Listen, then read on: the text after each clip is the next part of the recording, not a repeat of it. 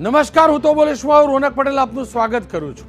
રોજ બે અથવા બેથી વધુ મુદ્દાઓ પર બોલતો હોઉં છું, પરંતુ આજે માત્ર ને માત્ર એક મુદ્દાની ચર્ચા કરવી જરૂરી છે, કારણ કે આ મુદ્દો રાજનીતિની દશા અને દિશા, એટલું જ નહીં સમાજનીતિની પણ દશા અને દિશા બદલનારો સાબિત થનાર છે। જી હા, આપણે હેડલાઇન્સમાં જોયું કે 2 તારીખે ચૂંટણીની જાહેરાત થઈ શકે તેમ છે। આ જાહેરાત થાય તે પહેલા ભારતીય જનતા પક્ષે અને ભાજપ શાસિત ગુજરાત સરકારે એક મોટો નિર્ણય જાહેર કર્યો છે, એટલે કે માસ્ટર સ્ટ્રોક માર્યો છે। આજે ચૂંટણી જાહેર થાય તે પહેલાની છેલ્લી, સંભવિતને લગભગ છેલ્લી કેબિનેટની બેઠક હતી અને ભૂપેન્દ્ર પટેલ સરકારનું જે રીતે બ્રાન્ડિંગ કરવામાં આવ્યું છે, મૃદુ પણ મક્કમ, એ જ રીતે મક્કમતાથી એક નિર્ણયની જાહેરાત કરાઈ અને એ નિર્ણય હતો રાજ્યની અંદર યુનિફોર્મ સિવિલ કોડ લાગુ કરવાની કવાયતને લગતો। જી હા, આજે આ નિર્ણય લેવાયો। ત્યારબાદ હર્ષ સંઘવી ગૃહ રાજ્યમંત્રી સાથે જ કેન્દ્રીય મંત્રી પુરુષોત્તમભાઈ રૂપાલા, આ બંને કમલમમાં સંયુક્ત પત્રકાર પરિષદ કરી। સામાન્ય રીતે કેબિનેટના જે પણ નિર્ણયો હોય છે તે સ્વર્ણિમ સંકુલની બહાર પ્રવક્તાઓ, સરકારના પ્રવક્તા મંત્રી કરતા હોય છે, ગૃહ વિભાગની હોય તો ગૃહ વિભાગના મંત્રી કરતા હોય છે, પરંતુ પહેલી વાર એવું થયું કે કેબિનેટના નિર્ણયને કમલમની અંદરથી નિર્ણય કેબિનેટે જ કર્યો, પરંતુ કમલમમાં આ સંયુક્ત પત્રકાર પરિષદ થઈ। એનો મતલબ એમ થયો કે ચૂંટણીની અંદર આ ભારતીય જનતા પક્ષ તરફથી મોટો મુદ્દો બનશે। જો કે મોટો મુદ્દો બનવો એટલે જરૂરી છે અને બીજેપી એટલે બનાવે કે ભારતીય જનતા પક્ષની સ્થાપનાથી લઈ આજ સુધી મેં વાજપેયીજી, લાલકૃષ્ણ અડવાણી સહિતના તમામ નેતાઓને સાંભળ્યા છે, ત્યારે તેમના ભાષણની અંદર કોમન સિવિલ કોડ લાગુ કરવાની વાત સાંભળી છે। બીજેપીના અત્યાર સુધીના તમામ ચૂંટણી ઢંઢેરામાં આ મુદ્દાને સામેલ કરાવતો હતો અને આ જ મુદ્દાને હવે ગુજરાત સરકાર અમલમાં લાવવા જઈ રહી છે। કેમ કે પહેલાં રામ મંદિરનો મુદ્દો હતો, એ મુદ્દાને પણ એ લોકોએ અમલમાં લાવ્યા। ત્યારબાદ કાશ્મીરનો મુદ્દો હતો 370 હટાવવાનો, એ પણ થયો। હવે તમામ લોકો સવાલે ઉઠાવતા હતા કે કોમન સિવિલ કોડનું શું। આજે સરકારે નિર્ણય કર્યો છે, સરકાર હાઈકોર્ટના પૂર્વ જસ્ટિસની અધ્યક્ષતામાં એક કમિટી બનાવશે અને એ કમિટી આ કોમન સિવિલ કોડ લાગુ કરવો તો કેવી રીતે કરવો, લોકોના અભિપ્રાય જાણશે, અલગ અલગ સમાજના લોકોના અભિપ્રાય જાણશે, કાનૂનના નિષ્ણાતોના અભિપ્રાય જાણશે અને ત્યારબાદ એક દરખાસ્ત બનશે। જોકે જ્યારે દરખાસ્ત બનશે ત્યારે સ્વાભાવિક રીતે ચૂંટણી પૂરી પણ થઈ ચૂકી હશે, નવી સરકાર પણ બની ચૂકી હશે, પરંતુ સરકારે એટલે કે શાસક પક્ષે પોતાની આ મંશા જાહેર કરી દીધી છે। સ્વાભાવિક રીતે જ વિપક્ષ ભાજપના આ કાર્ડથી ડિફેન્સિવ મોડમાં આવે અથવા તો તુરંત પ્રતિક્રિયા ના આપી એવો નિર્ણય કરે અને કદાચ એ જ પ્રકારના લક્ષણો આમ આદમી પાર્ટી અને કોંગ્રેસ તરફથી જોવા પણ મળ્યા। આમ આદમી પાર્ટી હર હંમેશ કોઈ પણ નિર્ણય હોય સરકારનો તુરંત તેના લગતું ટ્વીટ આવતું હોય છે, પ્રતિક્રિયા આવતી હોય છે। આજે ગુજરાતમાં 3 મુખ્યમંત્રી હતા કોંગ્રેસનો પ્રચાર કરવા માટે, રાજસ્થાનના મુખ્યમંત્રી અહીંયા હતા, પંજાબના મુખ્યમંત્રી આમ આદમી પાર્ટીનો પ્રચાર કરવા હતા, અરવિંદ કેજરીવાલ પણ હતા દિલ્હીના મુખ્યમંત્રી, પરંતુ એક પણ નેતાએ આ મુદ્દે ખુલીને કોઈ પ્રતિક્રિયા નથી આપી। જોકે કોંગ્રેસ તરફથી આ મુદ્દે કોઈ પણ ચર્ચામાં ન જવું તેવું સ્ટેન્ડ પહેલેથી સ્પષ્ટ કરવામાં આવ્યું છે, પરંતુ તોલી મોલીને જગદીશ ઠાકોરે ચોક્કસથી પ્રતિક્રિયા આપી। આવો સાંભળી લઈએ જગદીશ ઠાકોરની પ્રતિક્રિયા। આગામી ચૂંટણીઓમાં ભારતીય જનતા પાર્ટીના પગ નીચેથી ગુજરાતમાં ધરતી સરકી રહી છે। 70 કરતાં વધારે સીટો નથી આવતી, કોઈ જગ્યાએ પ્રજાનો રિસ્પોન્સ નથી મળતો, ભારતીય જનતા પાર્ટીના સંગઠનની કેડર ખતમ થઈ ગઈ છે। એવા સમયે નવી વાતો લાવી અને પ્રજાનું ધ્યાન ભટકાવવા માટેના જે પ્રયાસ ભારતીય જનતા પાર્ટી વર્ષોથી કરી રહી છે, ચૂંટણીના સમયે કરે છે, એવા આ વખત જે કોઈ હથકંડા કરે, જે કોઈ કાવતરાઓ કરે કે જે કોઈ વાતો કરશે, એમાં ભારતીય જનતા પાર્ટી સફળ થવાની નથી। ખેર, આ જગદીશભાઈનું સ્ટેન્ડ હતું, પરંતુ જાણી લઈએ અને સમજી પણ લઈએ દેશનો કાનૂન આઈપીસી અને સીઆરપીસીથી ચાલે છે।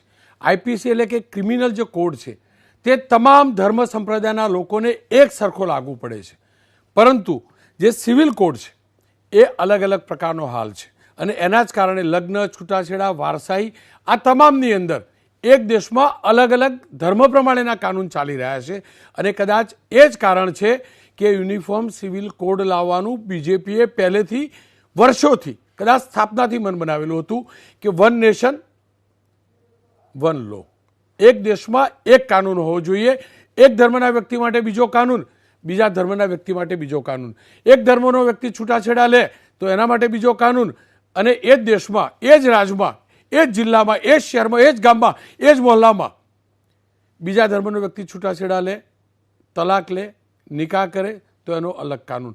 એ જ કારણ છે કે આ કોમન સિવિલ કોડ લાવવાનો પ્રયાસ થઈ રહ્યો છે.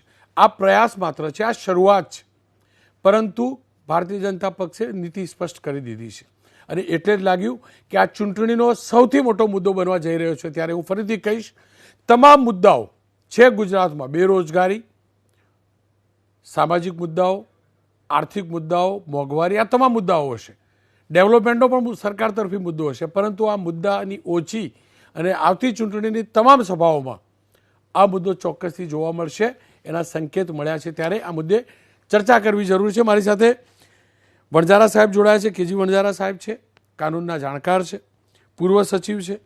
દાનિશ કુરેશી છે, AIMIMના નેતા છે. એડવોકેટ જે પટેલ છે, જેઓ ભારતીય જનતા પક્ષના નેતા પણ છે અને લીગલ સેલને વર્ષોથી લીડ કરે છે. સાથે જ विनोद बंसल जी जोड़ाया है, राष्ट्रीय प्रवक्ता है वीएचपीना. बंसल साहब, आपका भी स्वागत है. आप तमाम साथे बात करूं ए पहला साबड़ी लईए असरुद्दीन ओवैसी जे हरमेश लघुमती समाजनी बात करता होय छे, तेना हितनी बात करता होय छे અને એમના સ્ટેન્ડથી રાજનીતિ બદલાતી પણ હોય છે. કેવી રીતે બદલાતી હોય છે, કોને ફાયદો કરાવે છે આપણે જાણીએ છીએ અને મતદાતા પણ જાણતા હશે, પણ તેમનું સ્ટેન્ડ જાણવું જરૂરી છે. એટલે જ એબીપી અસ્મિતા સંવાદદાતાએ તેમની સાથે આજે એક્સક્લુઝિવ વાતચીત કરી છે. आओ સાંભળી લઈએ તેમને શું કહ્યું.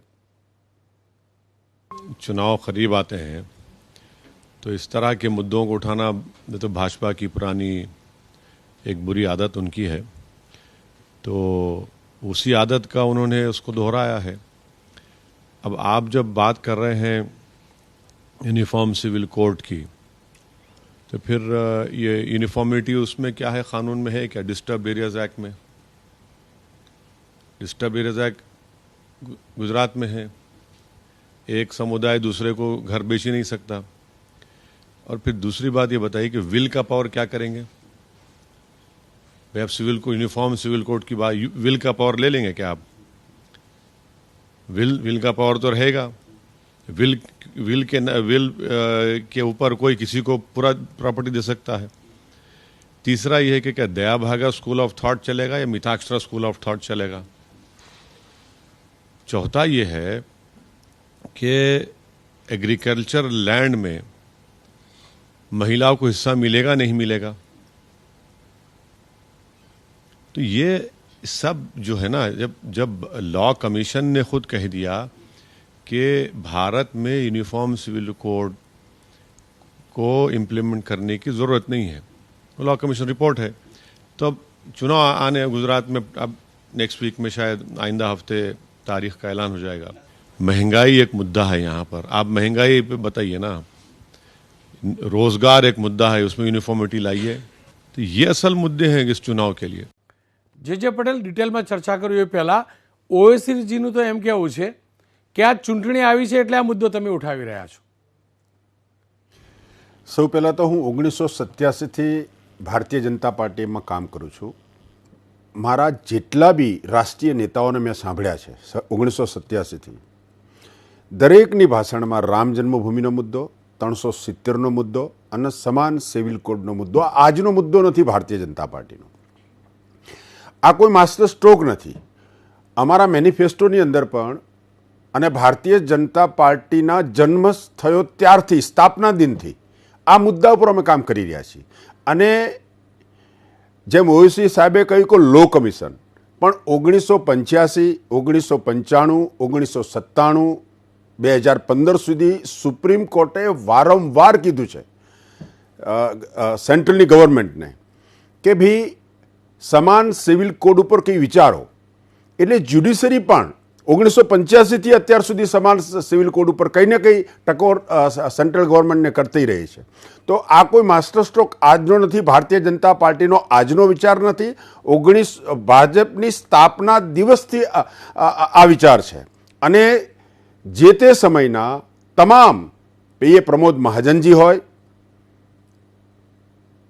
કે જે પણ નેતા ભારતીય જનતા પાર્ટીના મંચ ઉપર આવ્યા, અને અમે જ્યારે બાલ્ય અવસ્થામાં ભારતીય જનતા પાર્ટીનું કામ કરતા ત્યારથી આ મુદ્દાને સાંભળતા આવ્યા છીએ કે અમે સમાન સિવિલ કોડ લાવીશું. તો ભારતીય જનતા પાર્ટીનો આજનો મુદ્દો નથી, આ વર્ષોનો મુદ્દો છે, સ્થાપના દિવસનો મુદ્દો છે.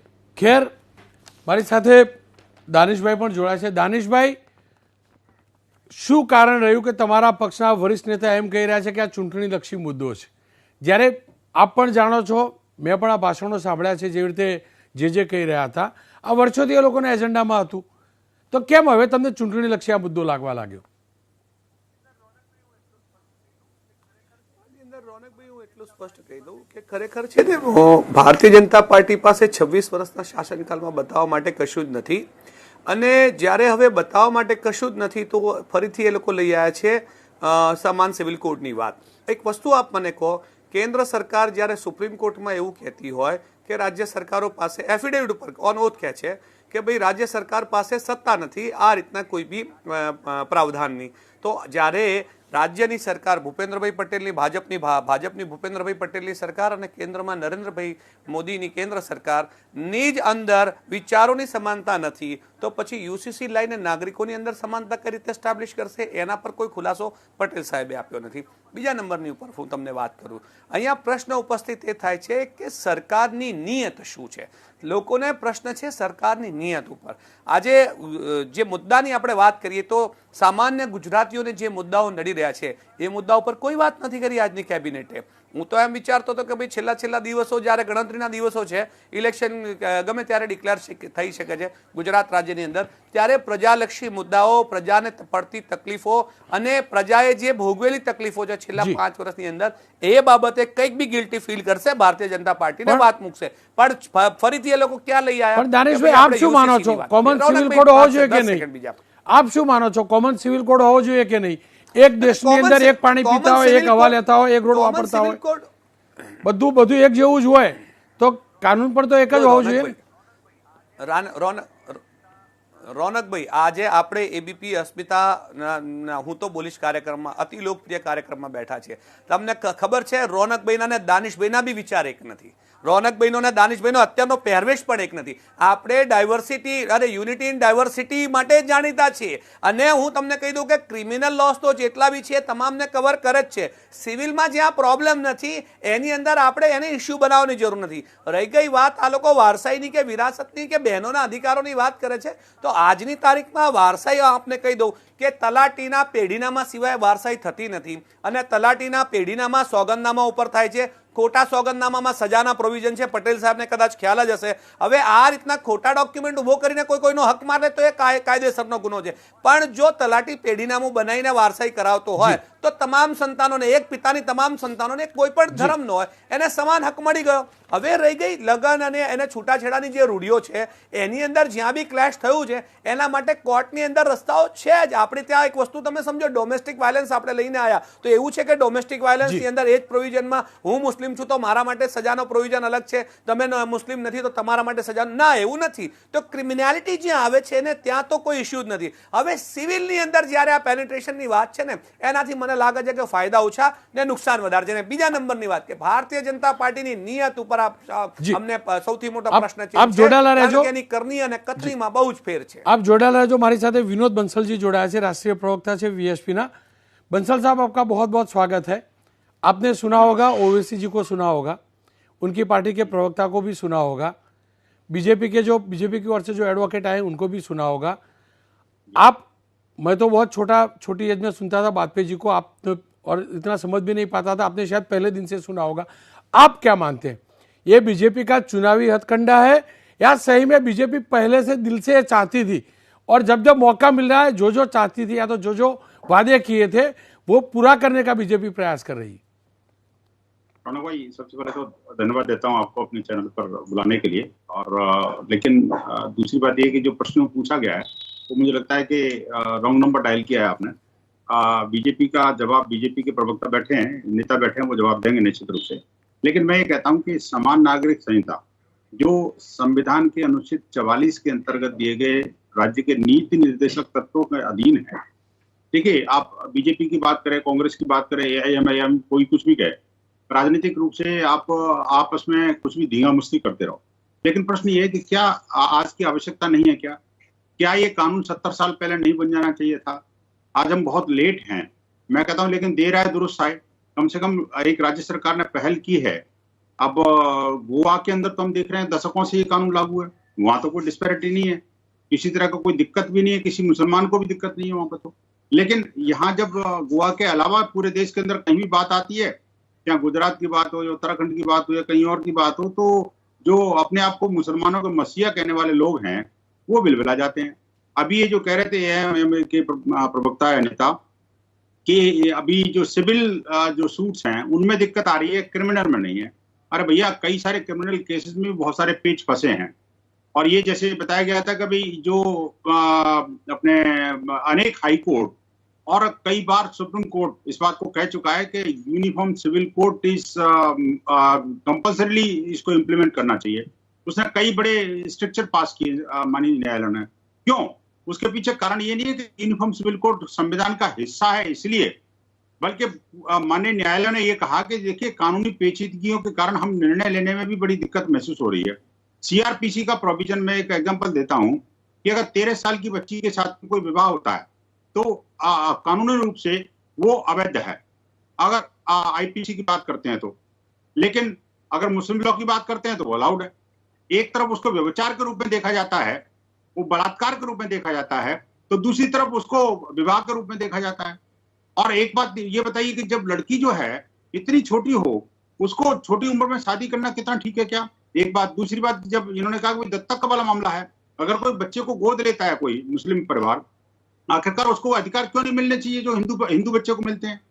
एक महिला को जो तलाक के अधिकार हैं जो हिंदू धर्म में है वो मुस्लिम धर्म में क्यों नहीं मिलने चाहिए भाई? एक बेटी को जो प्रॉपर्टी में राइट है, वो प्रॉपर्टी में राइट जो हिंदू महिला को सरकार ने दिए हुए हैं, भारत सरकार ने, वो आखिरकार मुस्लिम महिला को क्यों नहीं मिलने चाहिए? बच्चों के अधिकारों पर कुठाराघात, महिलाओं के अधिकारों पर कुठाराघात और उनके जीवन पर एक बहुत बड़ा संकट पैदा करने की जैसी स्थिति बनी हुई है। और आप बताइए, देखिए किस तरह से ये यूनिफॉर्म न होने के कारण ये जो सांप्रदायिक राजनीति देश के अंदर हावी हो रही है, वो भी एक उस पर भी बहुत बड़ा विराम लगेगा। एक देश है, एक संविधान है, एक निशान है, एक हमारा ध्वज है, तो आखिरकार एक कानून क्यों नहीं होना चाहिए? और ये तो भैया, जब बार बार आप संविधान की बात करते हो तो आर्टिकल 44 में तो साफ लिखा हुआ है, उसको आप बार बार संविधान की कसम खाते हो और उसी संविधान का उल्लंघन करते हो। कब तक करोगे आखिरकार? जी बंसल, मैं कहना हूं, मैं तो साधुवाद देता हूं गुजरात सरकार को। हालांकि इस बहुत आगे बढ़ने की आवश्यकता थी और मैं कहता हूं कि इसको यूनिफॉर्मली लागू करने के लिए भारत सरकार इसमें कदम उठाए। तब तक बाकी से सरकारें भी अपने अपने ढंग से इसमें कानून को पास करें। और मैं कहता हूं कि ये जो AIM के प्रवक्ता बैठे हुए हैं वो कम से कम TRS सरकार को ही बोले कि वहां पर यूनिफॉर्म सिविल कोड लागू करें। अगर नहीं कर सकते तो उसके पीछे कारण बताएं, क्यों नहीं लागू कर सकते? विनोद जी आप जुड़े रहिए, गलत है उसको डिलीट कराइए। વિનોદ સાહેબ જોડે રહી, મારી સાથે વણઝારા સાહેબ જોડાય છે। વણઝારા સાહેબ, મેં તો તમારી જોડેથી થોડું ઘણું આ કાનૂનની ચોપડી સાંભળીને થોડી વાર બેઠો સમજ્યો, ખરેખર છે શું આ? ખરેખર છે શું? કેમ આ વિવાદ થઈ રહ્યો છે? અને આનાથી મુસ્લિમ સમાજને ફાયદો છે કે નુકસાન? અથવા એકલો મુસ્લિમ કેમ? કોમન આ સિવિલ કોડ લાગશે તો બધાને એક સરખો લાગતો હશે? રોનકભાઈ, પહેલાં તો હું મારો મત સ્પષ્ટ કરી દઉં કે there should be uniform civil code. ફક્ત ગુજરાતમાં જ નહીં, સમગ્ર ભારત દેશના 28 રાજ્યો, 9 યુનિયન ટેરિટરીઝની અંદર યુનિફોર્મ સિવિલ કોડ હોવો જોઈએ. આ મારો સ્પષ્ટ સ્ટેન્ડ છે. હવે જ્યાં સુધી ગુજરાત સરકારની જાહેરાતને સંબંધ છે ત્યાં સુધી ખરેખર જેમ બંસલજી ने जैसे बताया कि हमारा जो आर्टिकल 44 जो है એમાં જ યુનિફોર્મ સિવિલ કોડની કે સમાન નાગરિક સંહિતાની જોગવાઈ ડાયરેક્ટિવ પ્રિન્સિપલમાં કરેલી છે. હવે સાહેબ એની અંદર જે શબ્દો વાપરેલા છે મને લાગે છે કે વિદ્વાનો હજી ત્યાં સુધી કોઈ પહોંચ્યું નથી. ભારત દેશની અંદર કોઈ રાજ્યે યુનિફોર્મ સિવિલ કોડ સેપરેટલી કર્યો હોય એવું નથી બન્યું, ફક્ત ગોવામાં બન્યું છે.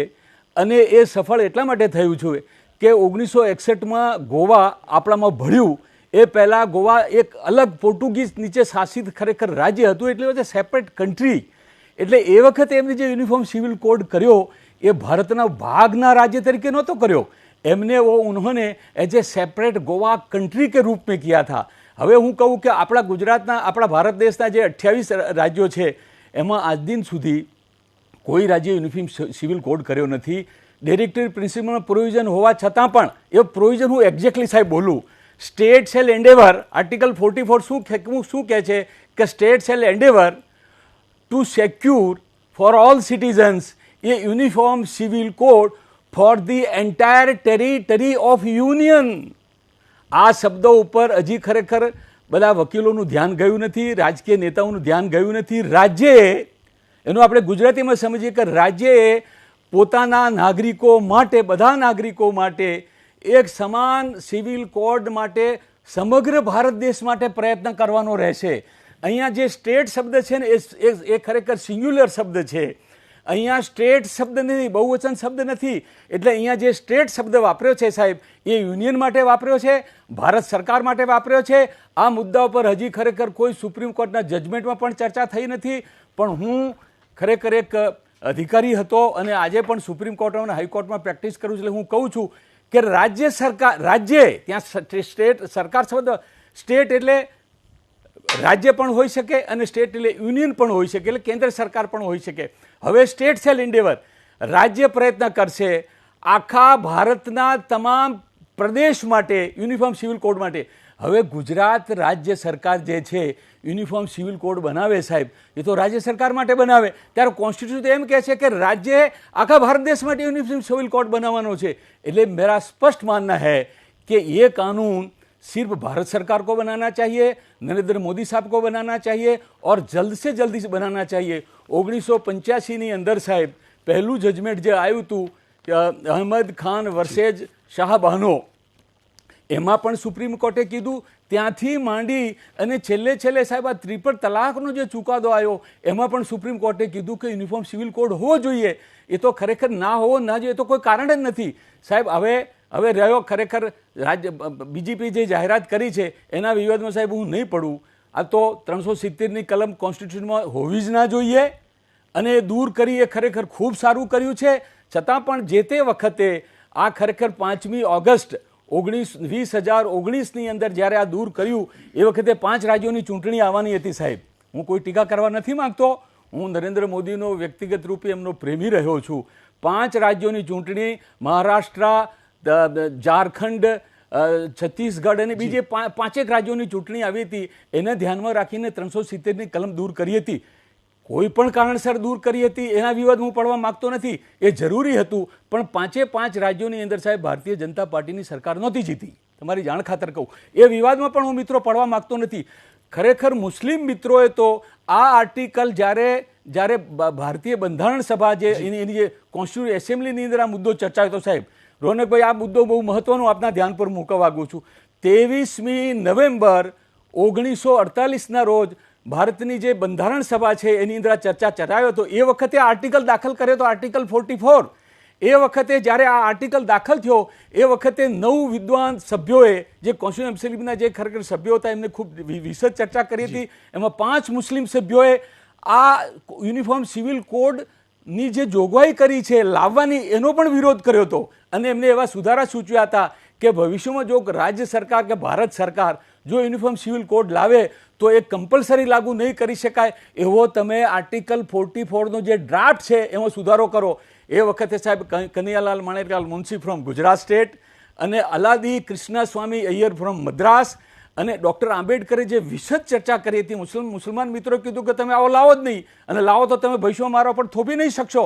એ વખતે કનૈયાલાલ માણેકલાલ મુનશીએ કીધું હતું કે ભાઈ જો તમે શરીયતને જો તમે ચાલુ રાખવા માંગતા હોય તો હિન્દુઓ કહેશે કે અમારી મનુસ્મૃતિ પણ ચાલુ રાખો, હિન્દુઓ કહેશે કે અમારી યાજ્ઞવલ્ક સ્મૃતિ પણ ચાલુ રાખો. અરે હું તો ત્યાં સુધી કહું છું રોનકભાઈ કે આ તો 2 સ્મૃતિઓની વાત કરી હતી કમા મુનશીએ, પણ આવી 20 સ્મૃતિઓ છે. એ સ્મૃતિઓને આપણે જો લાગુ કરવા જઈએ તો દેશની અંદર અંધાધૂતી થઈ જાય. એટલે કમા મુનશીએ કીધું કે યુનિફોર્મ સિવિલ કોડ હોવો જોઈએ અને ભવિષ્યમાં રાખવાનો રહેશે. એ વખતે સાહેબ એમણે કનૈયાલાલ માણેકલાલ મુનશીએ કીધું કે 1937ની અંદર જ્યારે આપણે આ શરીયત લો, એ વખતની સેન્ટ્રલ એસેમ્બલી જે બ્રિટિશના કબજામાં હતી, એમને પહેલો 1937ની અંદર જે આ શરીયત કાયદો લાયા સાહેબ, આ ખરેખર આ સક્સેશન માટે અને એના માટે એ વખતે કનૈયાલાલ માણેકલાલ મુનશીએ કીધું કે ગુજરાતની અંદર કચ્છના મેમણો જે મુસલમાનો છે અને સૌરાષ્ટ્રના ખોજાઓએ વિરોધ કરેલો કે તમે યુનિફોર્મ, તમે આ જે ખરેખર શરીયત લો અમારા ઉપર લાગુ કરો છો એ તમે ભૂલ કરી રહ્યા છો. અમે તો હજી થોડાક સમય પહેલાં અમે હિન્દુઓ હતા અને અમે ખરેખર હવે ધર્માંતરિત થયું છે અને હજી અમે તો હિન્દુ લો પ્રમાણે ચાલીએ છીએ. આ હિન્દુ મુસલમાનના વિવાદમાં સાહેબ હું પડવા માગતો નથી.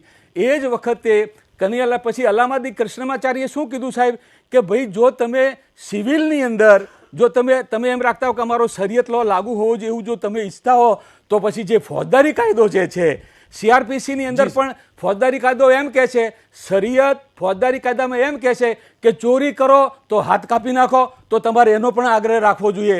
શરીયત એમ કહે છે, સાઉદી અરેબિયાની કાયદા છે, જો તમે વ્યભિચાર કરો તો તમને જમીનની અંદર દાટવાના અને તમારું માથું બહાર રાખવાનું અને પથ્થરો મારીને તમને મારી નાખવાના. આ શરીયત કાયદો છે, તો તમે એનો પણ આગ્રહ રાખો. તો એ વખતે મુસલમાન મિત્રો બોલ્યા કે ના, આ ફોજદારી કાયદાની અંદર તમે શરીયત નથી ચલાવી લેવા માંગતા, પરંતુ અમે સિવિલની અંદર અમારા જે 4 પત્નીઓ કરવાના અમારો જે મુદ્દો છે એની એ પૂરતું જ અમે રાખીએ છીએ. તે વખતે છેવટે સાહેબ ડૉક્ટર આંબેડકર ઊભા થયા હતા.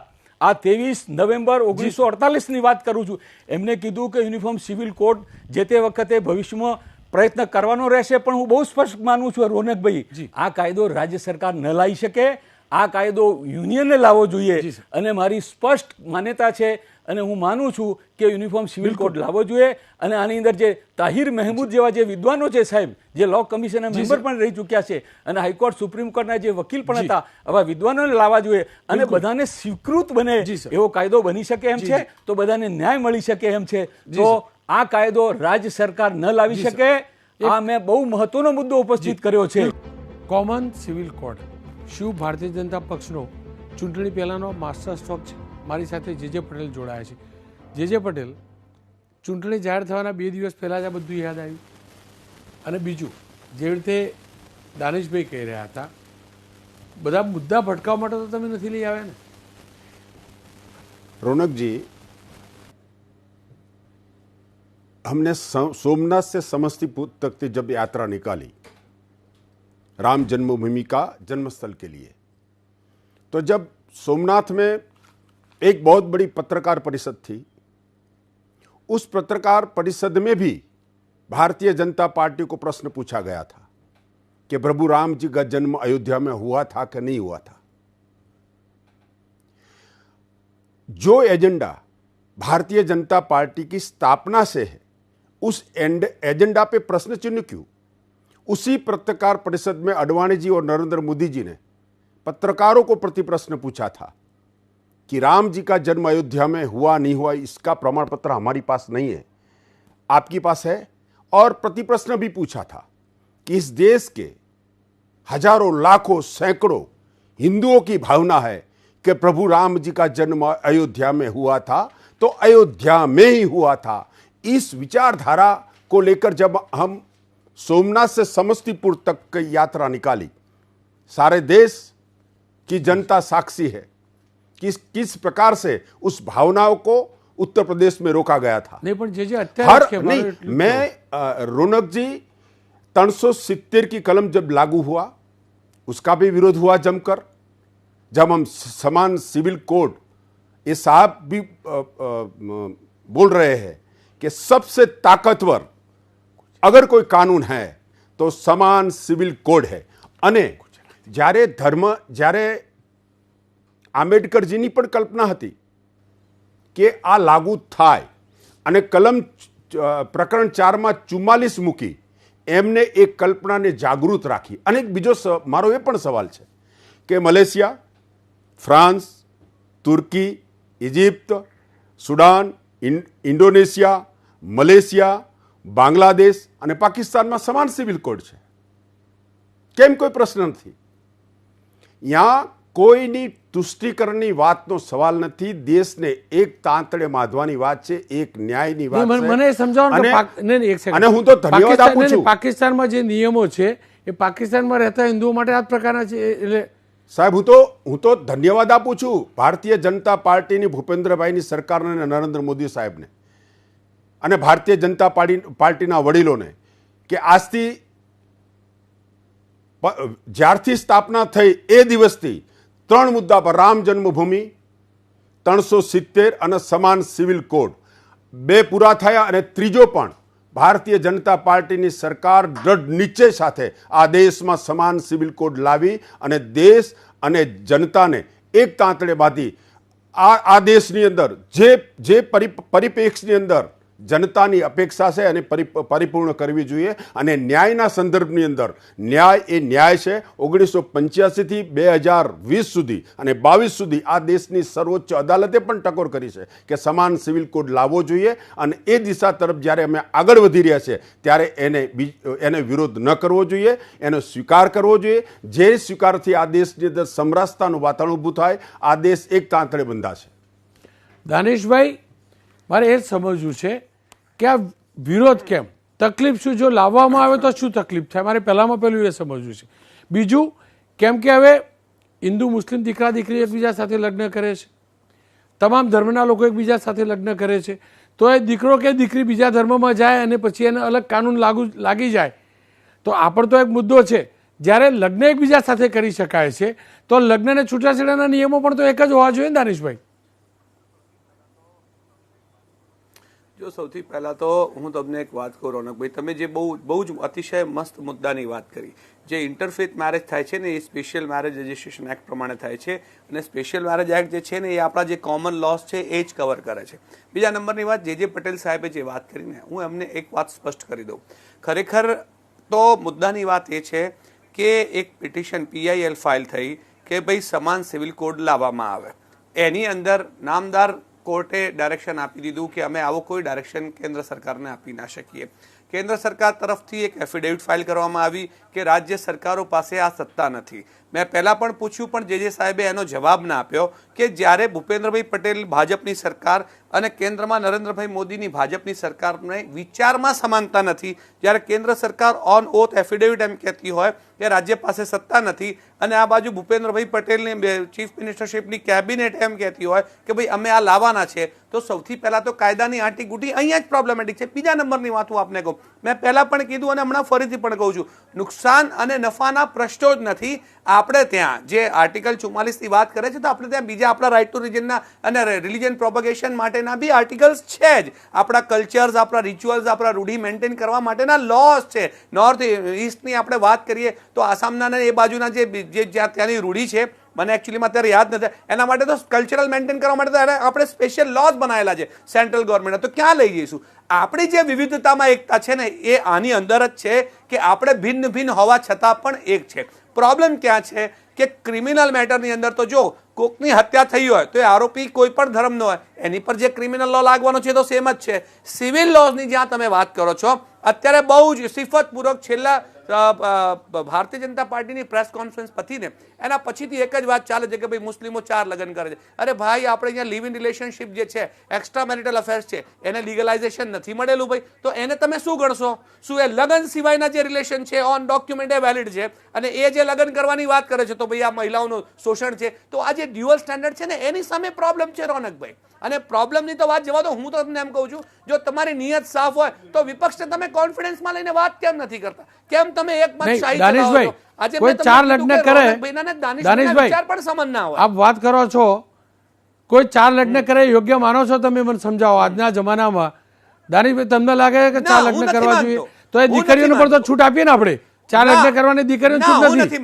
આપણે દીકરીઓને 4 લગ્ન કરવાની છૂટ નથી આપતા આજના જમાનામાં. કોઈને નથી. તો પછી આપણે 4 કેવી રીતે લગ્ન કરીએ મને કહો? કોઈને નહીં, પુરુષોને પણ ના કરવા જોઈએ. પણ હું એના પર જતો જ નથી. 4 લગ્ન કરવાની વાત નથી, પણ યુસીસી ની અંદર જે પ્રોપગેટ કરવામાં આવે છે ને એ હું તમને કહું છું. લિવ ઇન રિલેશનશિપ તમે કેટલી મહિલાઓ જોડે કરી શકો છો? 40 સાથે પણ તમે લિવ ઇન રિલેશનશિપ નો ડોક્યુમેન્ટ તો બનાવી શકો છો. લિવ ઇન રિલેશનશિપ શું છે?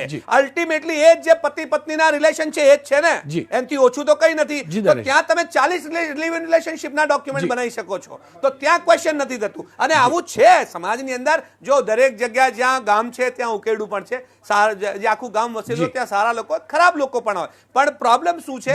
તમે આ રિલિજિયસ બેક પેનિટ્રેટ કરીને જે પોલિટિક્સ કરી રહ્યા છો ને એની સામે વાંધો છે. વણજારા સાહેબ, આપ શું માનો છો? આ ખરેખર રાજનૈતિક મુદ્દો છે કે આ સામાજિક મુદ્દો છે કે કાનૂનનો મુદ્દો છે? સાહેબ, આ કાનૂનનો મુદ્દો છે.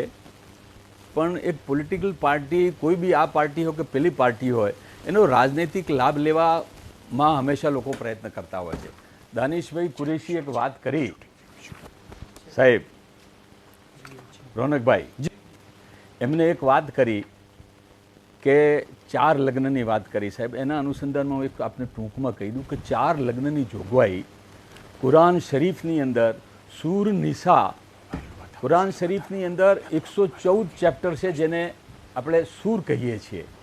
અને એની અંદર જે ચોથી જે સૂર છે એ છે સૂર નિસા આપણે કહીએ છીએ સાહેબ. એની અંદર 24 રૂકુ છે, 176 આયાતો છે અને એની અંદર 33,720 એની અંદર અરબી શબ્દો છે અને 16,667 એની અંદર સાહેબ અરબી હર્ફ એટલે કે અક્ષરો છે. એની અંદર આ જોગવાઈ છે.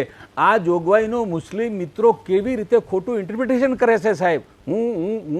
મેં સહીહી બુખારીની હદીસો વાંચી છે, શિયા લોકો જે હદીસો લખી છે એ વાંચી છે, અને કુરાન શરીફની 6,616 આયાતો હું વાંચીને કહું છું સાહેબ કે જો આપણે સૂર નિસાની આયાત 3, આયાત 127 અને આયાત 129 સાથે વાંચીએ તો 4 પત્નીઓ કરવાની ખરેખર જોગવાઈ છે એ ખરેખર નલ એન્ડ વોઇડ થઈ જાય છે. કેવી રીતે હું આપને કહું? સૂર નિસાની જે ત્રીજી આયતમાં એમ લખ્યું છે અને એ ખરેખર એમાં લખ્યું છે આપકો ઠીક લગે તો 2-2, 3-3 और 4-4 बीवियों के साथ शादी करो. આ એક્ઝેક્ટ સૂર આ આયાત છે સાહેબ.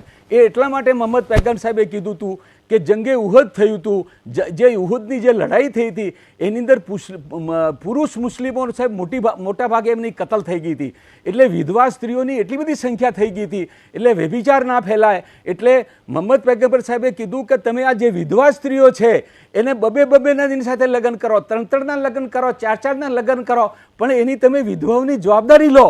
સાથે સાથે એ જ ખરેખર સૂરની અંદર 127 આયાતમાં મોહમ્મદ પૈગંબર સાહેબે જે ખરેખર વહી ઉતરી એમાં એમ લખ્યું છે જો તમે 2 સ્ત્રીઓને એક સરખો પ્રેમ ના આપી શકો, બંનેને એક સરખો પોશાક, બંનેને એક સરખો ખરેખર સહસંબંધ, બંનેને એક સરખો ખોરાક પરાક જો તમે ભેદભાવ કરશો તો તમે 2 સ્ત્રીઓની જવાબદારી નહીં લઈ શકો.